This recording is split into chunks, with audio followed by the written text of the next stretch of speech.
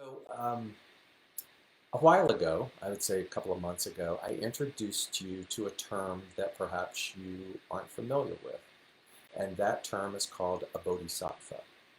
A bodhisattva, by definition, is someone who is committed to alleviating the suffering of others. Think about that. One who is committed, one who has made a vow, and that vow doesn't have to be some kind of grandiose ceremonial vow.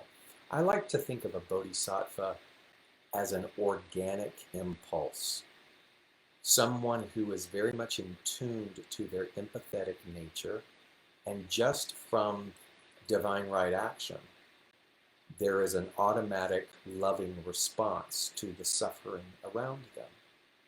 That to me is a beautiful, kind of sweet and pure understanding and definition of a bodhisattva. And so I want to tell you a story that I recalled um, that ties in with the importance of being a bodhisattva. So I was green behind the ears, and I had moved to New York City, and I was all of 2022 perhaps at that time. And after about 8 months of pounding the pavement, I got into my first show. That show was an off Broadway production, and um, that simply means that it was not located on Broadway. Technically, the size of the auditorium determines the legitimacy of the union of the show, blah, blah, blah. But it was an off Broadway production, but it was in a beautiful theater on Fifth Avenue, actually right next to the Waldorf Astoria. I will never forget the euphoria that I felt in going to rehearsal. I was still so naive and so young, but so much in my bliss because even though I was making a very small stipend for being in the show, I was getting to do what I love. And I was in the chorus, and I was surrounded by so many people who were cut out of the same cloth. We all had the same passions, and there was this instantaneous affinity and love for each other. And thus was the case throughout the entire limited run of the show.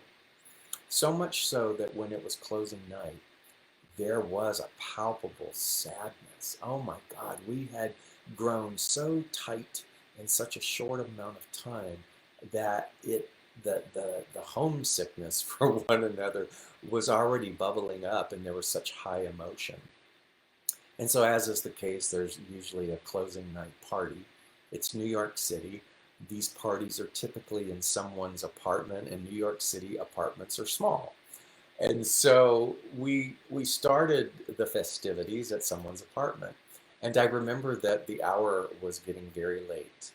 And the person's apartment and the people there, it was time to shut it down. But the majority of the people, the diehards who were still celebrating, didn't want to go. Oh my God, we didn't want to leave. We didn't want to end that celebratory feeling and that bond that we were having with one another. And so someone said, we can go to my place. And we immediately started to pack and fill a string of taxis to go to this next apartment. So we get there all about the same time. We huddle in this small little lobby, and without thinking, about, I don't know, maybe 18 people crammed into one elevator. Crammed into one elevator. And as the elevator was not designed for that, it, boom, stuck in between floors on the way up. And at first there was a sort of nervous giggle amongst everybody, and I remember there were jokes made about who's the smallest, and those small people were going to hop on the shoulders of the tallest and see if there was a way to exit through the panels in the roof. But I'll just say this, that jovial, nervous giggle quickly devolved into a somewhat kind of hysterical panic, because suddenly there was the smell of smoke. And I will never forget my location inside that elevator. I was slammed up against the back corner with a girl from the crew in the corner. So her back is to the wall of the elevator, and I am like face to face with her. And our noses are touching, and we can smell each other's breath, and we are just like crammed in here. And she looked at me with this panic in her eyes. And she said, "David, I'm going to be sick." And I said, "It's okay." I said, "It's okay. No one needs to know. If you get sick, just, you know, get sick. We'll worry about it later, but just breathe." I was 22, 23 maybe, I don't remember, completely unskilled with all things spiritual. But in that moment, something natural came over me, and I wanted to do whatever it was I could to alleviate her panic. I remember beyond just the instruction to breathe deeply, I made a comment about her earrings to take her mind off of it. I asked her very, uh, you know, open-ended questions about family, anything to try to direct her panic to something else. Well, I would estimate we were in there for about 20-25 minutes before the fire department came. And sure enough, they had to go to the floor above, come down, take the ceiling out, and then one by one, we all had to crawl out of this assisted small ladder out the roof onto the floor above us, which happened to be the floor where the apartment we were going was. And we all got out and we're all standing there, and all of a sudden, this hostility that had formed in that elevator was like gone, and they were like, "Oh, party time, let's go back and party." And I remember being shocked at the on off capability of loving and, "Oh my God, I want you in my life forever," to, "Oh my God, you're taking up my oxygen," kind of thing. And there was just this just dramatic shift. And I remember standing in that apartment complex with one of the very first awarenesses of how fickle humans can be, or how fickle, you could say, the world around us can be. Now, I'm not telling you that story to go, "Good for you, David," because there are an equal number of stories where it has been very cutthroat with regards to competition and getting upset, particularly again in that time frame of being an actor and not getting picked, and really caring less about someone else's feelings because of the desperation of wanting to get a part. So it's not like that was the constancy for that. But what strikes me in the remembrance of that story is that I didn't overthink it, that it was automatic. And so what does that tell me? That tells me that within all of us, there is an automatic, empathetic, bodhisattva nature to want to care for one another. And then what is on the other end of the spectrum? The forgetfulness of that. The forgetfulness is sort of centered around the idea that someone can take something from us.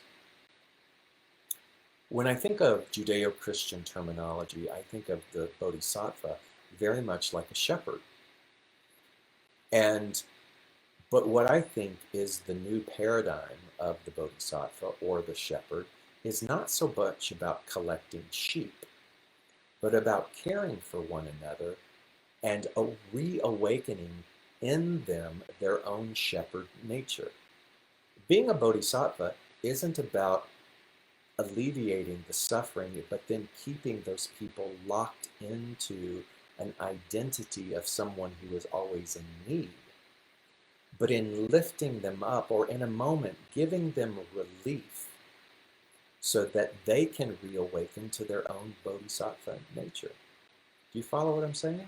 And so I was making some notes this morning that a bodhisattva is a shepherd, but not in the interest of keeping sheep, but in bringing to life others' innate shepherdness or bodhisattva-ness.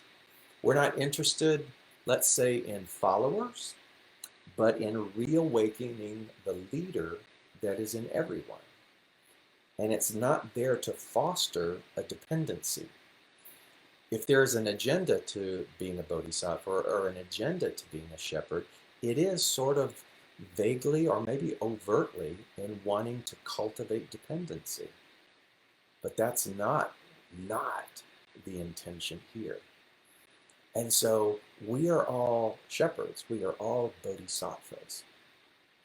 And the way in which we cultivate that is through consciously looking at suffering and not necessarily throwing some kind of dollar or relief at it, but walking into the suffering of another and seeing them as whole and seeing their own shepherd nature and seeing their own bodhisattva nature, and then assisting them in reawakening to that.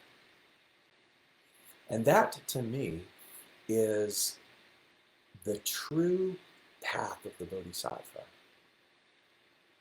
It could care less about leading or gaining followers, but simply with the pure motive of how do we go about alleviating suffering. And so what causes us then to go blind to the bodhisattva? We're all the same characters in that elevator in that story. I am just as much guilty of being someone who panicked and thought, what's in it for me? As I am in that moment when I just happened to remember. And so each of us waffle back and forth sometimes, don't we? And what is it that makes us forget?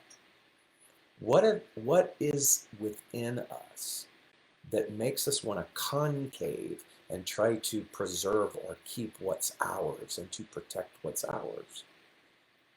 Because again, that bodhisattva nature kind of understands this. You ready? There is no such thing as loss. There is no such thing as loss, not from the metaphysical perspective, not from the spiritual lens.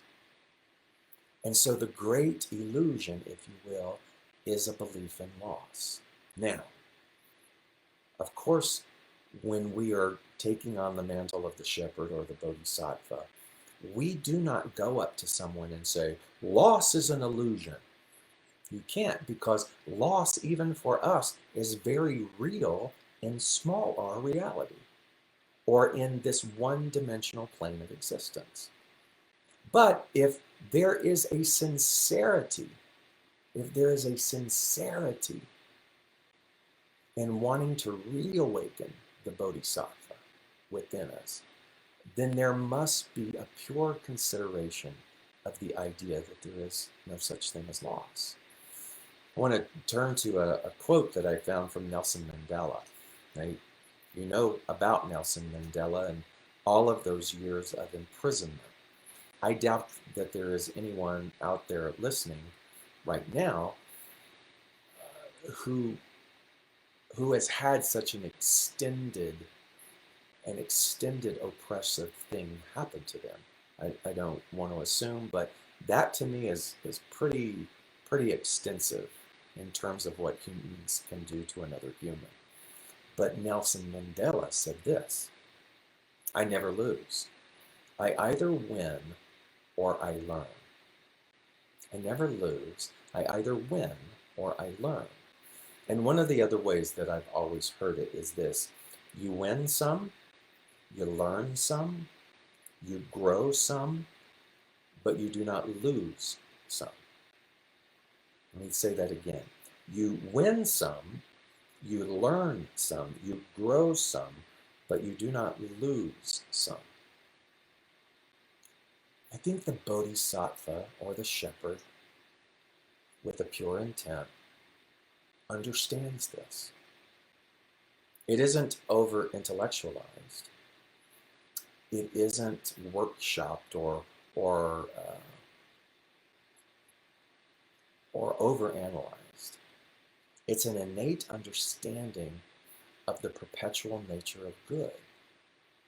And now, when I go to say that we remember and we forget, we are both and we are all of the sum of the total of the parts of the people in that elevator, then it means that on any given day, we are swapping roles. There are days then when we forget, and then there are days when we remember. But the beautiful thing is if we are committed to living as much as possible as a bodhisattva, then even on the days that we forget behaviorally, there is still something alive within us that understands through the wisdom of the ancients that there is no loss. And so we can grieve, we can cry, we can even have our temper tantrums, and we can do all of the things that we need to do to fully feel the emotion that comes with the apparent loss of something. And when we take a breath on the other side of that initial upset, we can see a much bigger picture. We can see the knowledge and the vista that the shepherd sees. We can see and understand the sacred calm of the Bodhisattva that understands that all of life is connected. And that when I help aid in the suffering of another, I'm actually aiding in helping all the one organism of humanity.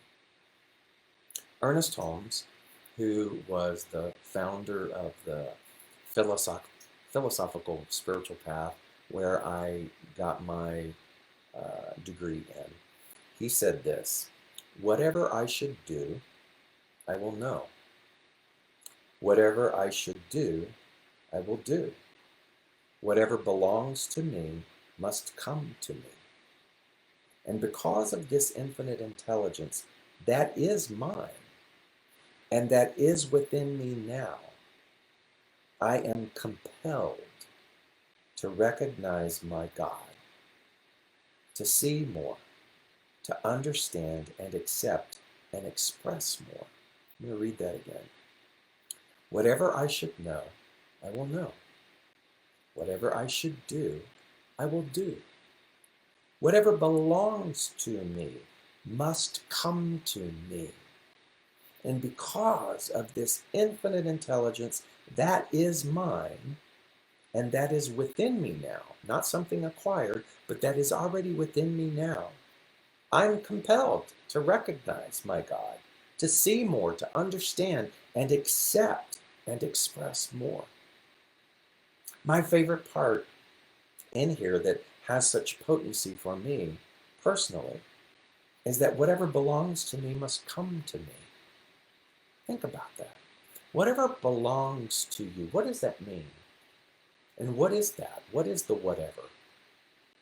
Whatever is divinely designed for the evolution of your incarnation must come to you.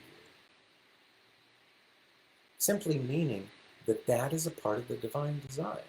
Now, what role do we play in that?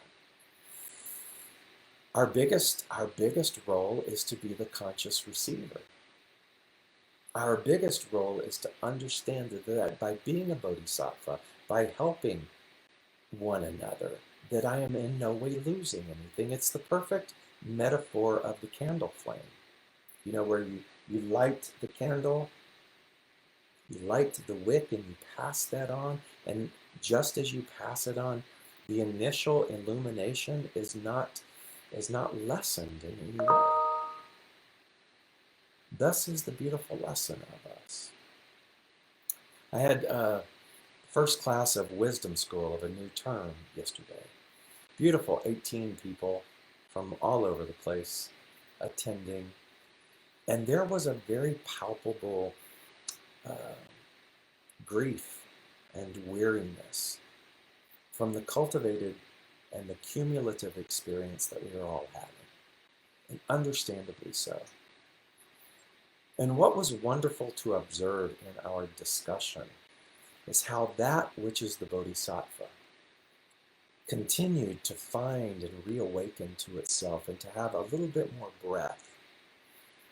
So that by the time wisdom school yesterday was concluded, that it was evident that tears that needed to be shed were shed, that breath that had been held was being breathed, because there was a like-mindedness, community, essence, energy coming together to remind one another that we are not alone.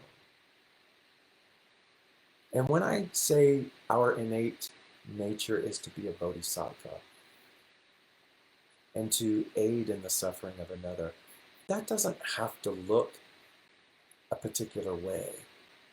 The way in which you can help lift up another to invoke Samaritan energy